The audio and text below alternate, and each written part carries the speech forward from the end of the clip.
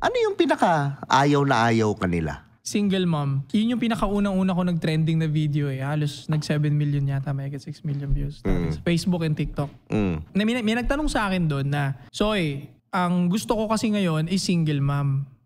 Lugi ba ako doon o hindi? So sinagot ko lang siya sa TikTok, randomly mismo. Sabi ko, tol, kung binata ka, tapos hindi ka mapera, wag yan. Lugi ka. Kasi hindi ka lalong makakaangat financially. Kasi may financial burden agad eh.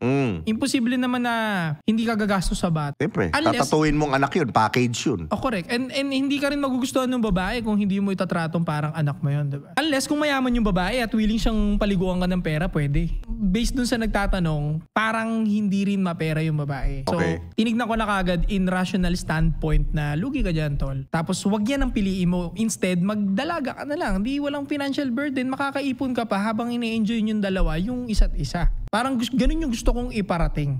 Kaso, ang daming nagalit na single mom sa akin, halos parang buong Pilipinas.